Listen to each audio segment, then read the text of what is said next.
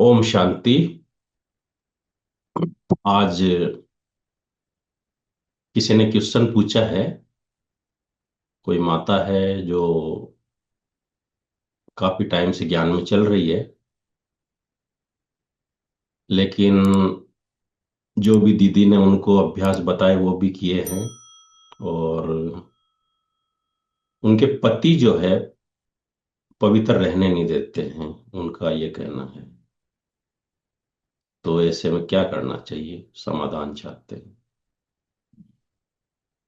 तो ये समस्या तो है। ऐसी समस्या अनेक लोगों के साथ हो सकती है और है भी। लेकिन अपना जो पवित्रता का संकल्प है उसको हमें छोड़ना नहीं है। चाहे कुछ भी हो जाए, अंदर में ये स्मृति हो कि मैं मूल रूप में, अनादि और आदि रूप में पवित्र आत्मा हूं, और मुझे पवित्रता के सागर परमात्मा से शक्ति लेके पवित्र बनना ही है, चाहे कुछ भी हो जाए। लेकिन हमें ध्यान ये रखना है कि हमें सबसे पहले मन की पवित्रता के ऊपर अटेंशन देना है, कि हमारा मन जो है वो शांत रहे, पवित्र रहे। बाहर की परिस्थितियों का चिंतन हमें ज्यादा नहीं करना है, सब स्थिति का चिंतन करना है।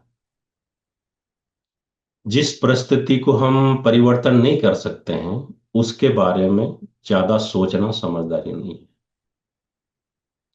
तो हमारे साथ जो कुछ भी होता है हमें ये भी ध्यान रखना है कि ये कार्मिक अकाउंट है। जैसे शरीर की बीमारी आती है, हम एक दवाई लेते हैं, दूसरी लेते हैं, तीसरी लेते हैं, कई बार ठीक भी हो जाता है, कई बार नहीं भी होता है। लेकिन उसमें हमें क्या होता है, धीरज नहीं धर हारना है, हिम्मत नहीं हारना है, धीरज बनाए रखना है। ये नहीं कि भाई मेरे साथ ऐसा हो रहा है, क्यों हो रहा है, क्यों क्या के क्वेश्चन में जाके अपनी स्थिति को हलचल में नहीं लाना है। तो अपने मन को शांत रखना है, सबसे पहला काम। अभ्यास जो बाबा ने बताया कि मूल रूप में मैं पवित्र आत्मा हूं, मूल रूप में जो है मेरा मूल संस्कार पवित्रता है। और पति को भी हमें दुश्मन नहीं समझना, हमें अपनी स्थिति को इतना पावरफुल बनाना है और लक्ष्य रखना है कि मुझे जो है अपनी स्थिति, अपने व्यवहार से पति को परिवर्तन करना है। अगर मेरी स्थिति मतलब ऐसी संघर्षमय होगी, हलचल वाली होगी, तो मैं पति को मतलब वो शिक्षा नहीं दे पाऊंगी। तो मेरा जो मेन लक्ष्य होना चाहिए कि मैं सबसे पहले अपनी स्थिति को अचल अडोल बनाऊं, मानसिक रूप से मैं पवित्र हूं। सबसे पहला महत्व है कि मैं मन से पवित्र रहूं, पति को दुश्मन नहीं मानूं, उसके प्रति भी शुभ भावना, शुभ कामना रखूं कि भाई इसका भी कोई ये संस्कार है, इसका भी दोष नहीं, ये भी अधीन है। लेकिन आज नहीं तो कल ये भी परिवर्तन हो जाएगा। तुलसीदास के लिए बताते हैं, आपने सुना होगा कि तुलसीदास कैसे मतलब उसके मन में विकारों की आग लग रही थी, तो वो नदी के पास गया। उसकी माई मतलब उनकी पत्नी जो है उनके माँ बाप के घर थी, तो पति के घर जाने के लिए मुर्दा की लाश के ऊपर से भी वो क्रॉस कर गया। फिर बाद में बताते हैं उसके घर में जाके वो सांप लटकता, उस सांप को पकड़ रस्सी समझ के और अंदर चला गया। और उसकी बीवी ने देखा कि ये आ गया, तो बीवी ने अपने शक्ति स्वरूप स्थिति में स्थित होके एक शब्द बोला था कि अगर इतना प्यार जितना तुम मेरे से या इस देह से कर रहे हो, जो मुर्दे से प्यार कर, इतना अगर प्रभु से प्यार कर लो तो आपका जीवन तर जाए, आप महान और श्रेष्ठ बन जाओ। बस वो बात उनको लगी, और वो तुलसीदास का जीवन कैसे परिवर्तन हो गया तो हम सब जानते हैं। और इस श्रेष्ठ मार्ग के अंदर हम ये मीरा का भी उदाहरण ले सकते हैं कि मीरा जो थी वो भक्तन थी, राजा की रानी थी। अब आप सोचो कि एक राजा की रानी के लिए कितनी समस्याएं होती है, कितनी वहां मर्यादाएं होती है। लेकिन उसकी लगन थी, मतलब प्रभु प्यार की इतनी लगन थी, इतनी लगन थी कि उसकी लगन की अगन को देख के उनके लिए राजा ने अलग ही मंदिर बना दिया। और इतनी लगन देखी कि सब मतलब उसको देख के हर एक को वो आ गया कि भाई अभी ये तो भगवान की है, कि मीरा जो है प्रभु की है, इसको इसके बीच में हमें नहीं आना चाहिए। तो एक कारण ये भी है कि हमारी तपस्या या लगन में भी कमी हो सकती है। दूसरा कारण ये भी है कि पूर्व जन्मों में मान लो हमने किसी भी प्रकार से उस आत्मा को तंग किया होगा, तो वो कार्मिक अकाउंट भी तो बना हुआ है ना। हमने हो सकता है कि पूर्व जन्मों में उसे परमात्मा के श्रेष्ठ मार्ग में जाने से रोका हो, तो वो भी रोक रही हो। तो हमें डरना नहीं है, हिम्मत हारना नहीं है। हमें ये सोचना है कि मुझे पवित्र बनना ही है, चाहे कुछ भी हो जाए। भगवान को हमें याद करना है। आपने देखा होगा द्रौपदी का चीरहरण हो रहा था। वो तो स्थूल दिखाते, लेकिन यहाँ पे घर घर में द्रौपदियों का चीरहरण हो रहा है। और उस टाइम द्रौपदी ने क्या किया था? पहले पांडवों की तरफ देखा, इधर देखा, उधर देखा, भीष्म पितामह की तरफ देखा, और लास्ट में उसे भगवान की याद आई, और उधर से साड़ियां देना चालू हो गया। तो ये हमारे मन की स्थिति की बात है कि हम ऐसी अपनी स्थिति पावरफुल बनाएं कि भगवान की हमें मदद मिलने लग जाए, और हमें हमारे अंदर वो इतनी शक्ति आ जाए वो परमात्मा की, कि एक शब्द ऐसा हम बोले उस आत्मा को कि उसी का जीवन परिवर्तन हो जाए। साथ ही साथ हमें क्या है कि ऐसे में उससे भेषबाजी नहीं करना है, पति से संघर्ष नहीं करना है, भेष नहीं करना है, लेकिन अपनी अच्छी स्थिति बना के उसे समझाना है कि भाई आध्यात्मिकता का मतलब ये नहीं है कि घर बार छोड़ के जंगलों में चला जाना। आध्यात्मिकता का अर्थ है कि अपने जीवन को श्रेष्ठ और महान पवित्र बनाना, संयमित बनाना, जिस संयमित के आधार पे आपका जीवन भी अच्छा बने, हमारा जीवन भी अच्छा बने। और रही बात विकारों में जाने की, तो संतान उत्पत्ति के लिए कलयुग में कोई विकारों में जाता भी है तो वो अभी वो काम पूरा हो गया। ये जो काम वासना है, कोई आनंदित होने के लिए नहीं है, अपने मनोरंजन के लिए नहीं है। इससे हमारी कितनी शक्तियां नष्ट होती है, कितने दिन का जो हमारी एनर्जी होती है वो एक पल भर के अंदर नष्ट हो जाती है। उससे शारीरिक रोग हो जाते हैं, आत्मा एकदम कमजोर हो जाती है, दुखी और परेशान हो जाती है, वो पश्चाताप के गर्त में चली जाती है। तो हमें बहुत ही शांति और धीरज के साथ में समझाना है। साथ ही साथ हमें अपराध बोध में नहीं आना है कि मेरे से कोई अपराध हो रहा है। अपने को दोषी नहीं समझना है। ये सोचना है कि ये मुर्दा है। कोई मुर्दे के साथ कुछ भी करता है मान लो, तो क्या होता है? पाप किसका बनता है? मुर्दे के साथ जो कर्म करेगा उसी का पाप बनेगा। तो बस मैं तो ये सोचूं कि मैं इस शरीर से न्यारी हूं, परमात्मा की संतान हूं, और मेरा इसमें कोई दोष नहीं है। मैं ये चाहती नहीं हूं। ये शरीर एक मुर्दा है बस। इससे मैं न्यारी आत्मा हूं, अमर हूं, पवित्र हूं, एक शक्तिशाली हूं, शिव शक्ति हूं। तो इस तरह के पॉजिटिव और पावरफुल विचार अपने मन के अंदर लाना है। और पति मान लो बार बार हिंसा करता है और आपको धमकी देता है, तो एक तरीका ये भी है कि हम अपनी सुरक्षा को सुनिश्चित करें। कि अगर मान लो कि हम इस मार्ग पे चलना चाहते हैं तो सबसे पहले अपनी सेफ्टी करना जरूरी है, अपनी सुरक्षा करना जरूरी है। और उसके लिए जहां तक हो सके मुरली और अमृत वेला को पावरफुल बनाए, और दिन भर अपने योग के चार्ट को बढ़ाने का लक्ष्य हो।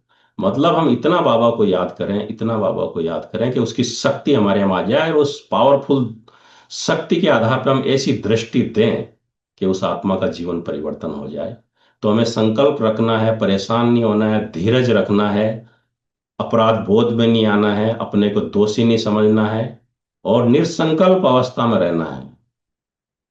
उस निसंकल्प अवस्था में रहना है। सोचना है कि जिस परिस्थिति को मैं बदल नहीं सकती हूँ उसके बारे में सोच सोच के मुझे परेशान नहीं होना है। मैं शिव शक्ति हूँ, जगत माता हूँ, मुझे तो संसार का कल्याण करना है, ये तो एक आत्मा है, इसका भी कल्याण हो। तो अंदर में एक संकल्प रखना है कि मैं मास्टर सर्वशक्तिमान आत्मा हूं, मैं संकल्प से ही सब कुछ कर सकती हूँ। तो इस संविधान का जितना ज्यादा अभ्यास करेंगे, जैसे बाबा ने एक मुरली में कहा है कि अगर तुम इस संविधान का अभ्यास करते हो, इसके नशे में रहते हो कि मैं मास्टर सर्वशक्तिमान आत्मा हूं, तो आप संकल्प से ही सब कुछ कर सकते हो। तो हमें क्या करना है? इसका अभ्यास को बढ़ाना है, इसकी अनुभूति को बढ़ाना है। लेकिन अगर मान लो हम अपराध बोध में ही रहेंगे, पश्चाताप में ही रहेंगे, तो हम उस सम्मान की सीट पे सेट नहीं हो पाएंगे, परमात्मा से वो शक्ति नहीं ले पाएंगे। और शक्ति न लेने के कारण हम व्यर्थ चिंतन में रहेंगे, पर चिंतन में रहेंगे, या पति से लड़ाई झगड़े करने में रहेंगे, तो क्या होगा कि हमारी स्थिति श्रेष्ठ नहीं होगी। तो हमें लक्ष्य रखना है कि मुझे अपनी श्रेष्ठ स्थिति और श्रेष्ठ व्यवहार से अपने जीवन को और अपने पति को परिवर्तन करना है।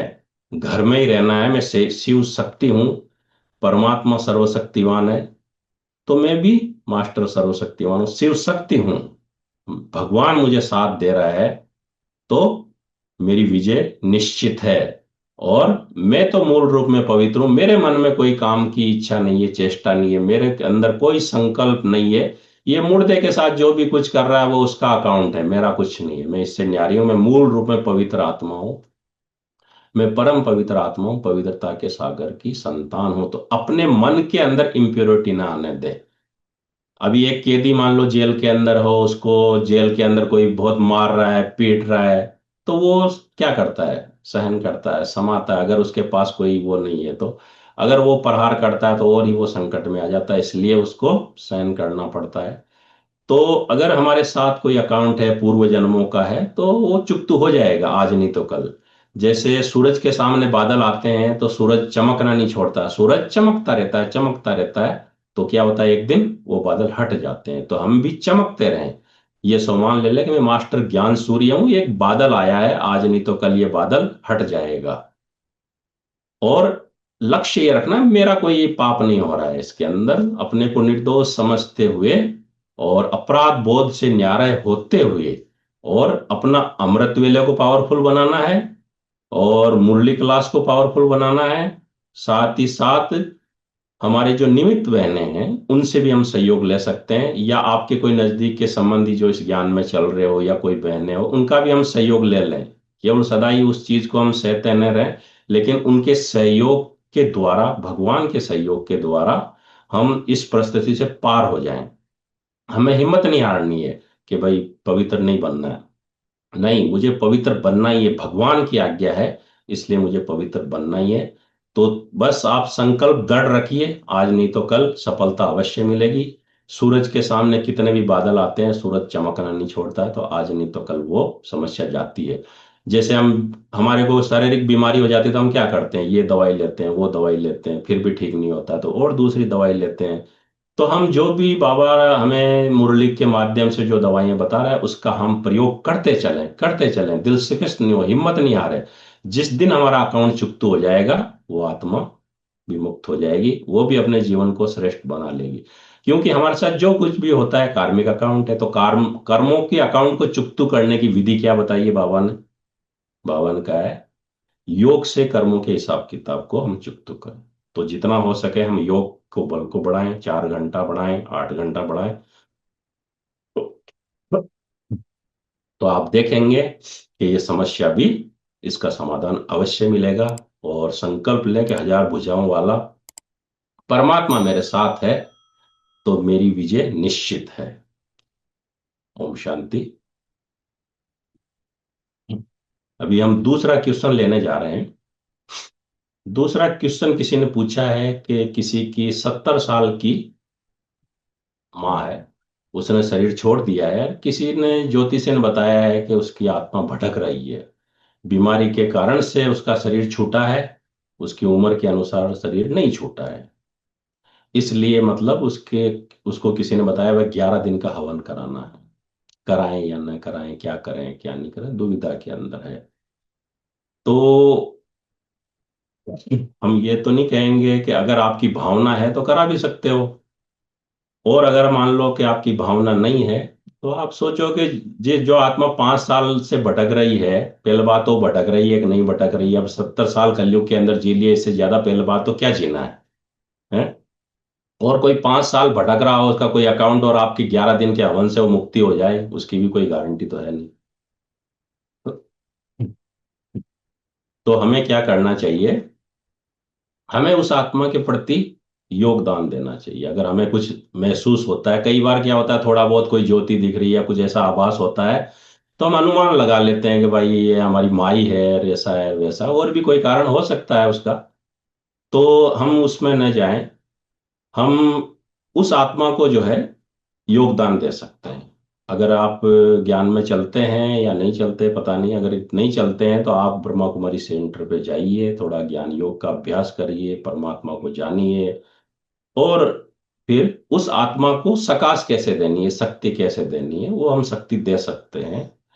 तो उस पर उसके प्रति हमें शुभ भावना शुभ कामना रखनी है। और अगर हमको लगता है तो हम 11 दिन जो है उसके प्रति योगदान भी कर सकते हैं, एक तरीका ये भी है। दूसरा तरीका ये भी हो सकता है कि हम उस आत्मा के प्रति भोग लगवा दें। जैसे यहाँ पे ब्रह्मा कुमारी में भोग लगाने की प्रथा है, संदेशियां वतन में जाती है और बाप दादा को भोग लगाते हैं। तो अगर मान लो वो आत्मा रियल में भी कहीं भटक भी रही है, तो बाबा उसको बुलाएगा, भोग स्वीकार कराएगा, तो वैसे भी वो मुक्त हो जाएगी। तो एक तरीका ये भी है। बाकी हमें नहीं लगता है कि वो बीमारी से तो व्यक्ति जाता है। अगर वो भटकता है तो उसकी अकाले मृत्यु थोड़ी है। बीमारी से अगर कोई गया है तो वो अकाले मृत्यु तो नहीं होती है। अकाले मृत्यु तब होती है कि भाई चलते चलते कोई यंग हो और एक्सीडेंट हो गया तो वो भटके। लेकिन अब कलयुग के अंदर 70 साल उम्र हो गई है, तो 70 साल की उम्र में और व्यक्ति क्या भटकेगा। एक हमारे सामने भी ऐसा ही हुआ, एक प्रैक्टिकल घटना, कि एक किसी के तन में कोई आत्मा आती है। तो हमारी माता जी के घुटनों में दर्द था। तो वो बोले कि भाई बाप जी, हम आपकी दया से सब कुछ है, केवल मेरे घुटने में दर्द है, कि इसका क्या कारण है। तो बोला कि भाई आपका एक लड़का पहले शरीर छोड़ा था, कि वो जो है उसको आप मानोगे, उसको थरपो, तब जाके घुटनों का दर्द ठीक हो जाएगा। तो माता जी ने बोला ठीक है, मैं थरप दूंगी, सब कुछ कर दूंगी, अगर मेरा घुटने का दर्द ठीक हो जाए तो मैं थरप दूंगी कि उसको, अगर नहीं हुआ तो फिर मैं कैसे मानूंगी। तो बोला कि हाँ हो जाएगा के। तो बोला कि क्या करना, बोला एक नारियल लो, इन घुटनों के ऊपर मार के रख देना, और 7 दिन में ये आपका काम हो जाएगा। लेकिन माता जी ने देखा कि भाई ऐसा कुछ भी नहीं हुआ। उन्होंने देखा ये तो सिंपल है, करने में क्या तकलीफ है, तो कुछ भी नहीं हुआ। तो उनका विश्वास नहीं रहा। तो कई आत्माएं जो है अपने को मनवाने के लिए या अपने दुकानों को चलाने के लिए इस प्रकार की गतिविधियां करती भी है। और कुछ जिनकी भावना होती है, मान लो अगर आपकी भावना है उसके प्रति के 11 दिन के हवन में, तो जिनकी भावना है या विधियां जो बनी हुई है, रियल अगर कोई वाकई इस तरह की कोई विधि है और भावना है, तो कर भी सकते हैं। आपकी भावना के ऊपर है। बाकी ज्ञान में आने के बाद में, मतलब हमारा विश्वास उन चीजों में रहता नहीं है। हमें भगवान ने इतना श्रेष्ठ ज्ञान दे दिया है, और भगवान ने बता दिया है कि भाई कार्मिक अकाउंट अगर है और किसी का पार्ट भटकने का है तो वो भटकेगी थोड़ा समय, और जब उसका कार्मिक अकाउंट चुकता हो जाए वो चली जाएगी। हम योगदान उसको दे सकते हैं, किसी भी आत्मा को हम योगदान दे सकते हैं। और ये जो हवन वगैरह होते हैं उसमें भी क्या होता है, शुभ भावना शुभ कामनाएं दी जाती है। बाकी ये तो ऊपर से जो कर्म कांड किए जाते हैं वो एक अलग बात होती है। लेकिन रियल में जो है वही मन की शुभ भावना शुभ कामना, तो हम वैसे भी सेंटर के ऊपर भी बोल सकते हैं, या मान लो भट्टी रख सकते हैं, दीदी को बता सकते हैं, और उस प्रकार से उसके निमित्त भोग भी लगवा सकते हैं, ब्रह्मा भोजन भी रख सकते हैं, उसके प्रति पुण्य कर्म भी कर सकते हैं। तो हम अगर करने में समर्थ है और कर सकते हैं तो ये काम भी कर सकते हैं। और हम कुछ करने के मतलब हमारे पास आर्थिक स्थिति ठीक नहीं है तो हम योगदान करें, सबसे श्रेष्ठ है योगदान करना। तो अभी एक घटना और मैं बताना चाहता हूँ कि एक बार की बात है कि एक माता थी। तो वो मतलब ब्रह्मा कुमारी से जुड़ी थी, और उसका पति जो था वो बिजनेसमैन था बहुत बड़ा, और वो किसी महात्मा से जुड़ा हुआ था। तो वो महात्मा जी के पास गया और बोला कि भाई आजकल तो मेरी बीवी जो है धार्मिक हो गई है, कि ब्रह्मा कुमारी में जाती है। तो उसने सोचा कि भाई ये खुश होंगे, तो इसलिए बताया था कि भाई हमारी पत्नी इस तरह से ब्रह्मा कुमारी में जाती है, आध्यात्मिक ज्ञान का सेवन करती है। पर उस गुरु जी को बुरा लग गया। उसने बोला अरे वहां मत जाना, कि ब्रह्मा कुमारी में वहां कोड़ हो जाएगा के। तो बेचारी वो घबरा गई और सोच में पड़ गई कि अब क्या होगा। अब वो उसकी मम्मी ज्ञान में चलती थी उस माता की, तो मात ड्रामा अनुसार उसने बोला कि भाई मेरा जाना नहीं हो रहा है मधुबन, तुम चली जा। तो उसने मन में सोचा कि भाई, उसने मना किया कि भाई मैं तो नहीं जाऊंगी, क्योंकि वो डर रही थी कि उसके गुरुजी ने श्राप दिया हुआ है कि वहां जाएगी तो कोढ़ हो जाएगा। लेकिन माँ थोड़ी रोने लगी, बोला कि तू मेरी बेटी होगी, मेरा कहना नहीं मानती। तो इस प्रकार से माउंट आबू में जब वो ग्रुप जा रहा था तो वो बैठ गई यहाँ पे मधुबन के लिए, बाबा वहां आने वाले थे। तो वो जाके शांति स्तंभ पे ऐसे सुनसान बैठी रही। फिर लोगों को पता लगा भाई बाबा आ रहे हैं बाबा आ रहे हैं, तो उसने सोचा चलो बाबा, इनके बाबा की परीक्षा लेते हैं आज। तो बाबा आए। अब वो तो बाबा आते ही जो है अपनी सुध बुध भूल गई और भगवान की गोदी में जा गिरी। जो कोई बीच में रोके तो उनको भी धक्का दे दिया। फिर बाबा ने उसको पुचकारा, प्यार किया, और फिर उसने बाबा से पूछा, बाबा को बोला है, बताया कि बाबा, क्योंकि वो विदेश,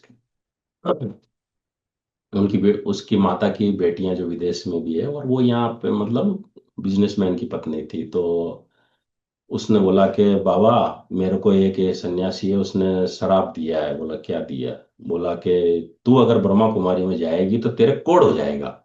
तो बाबा, क्या मेरे सही में कोढ़ हो जाएगा क्या?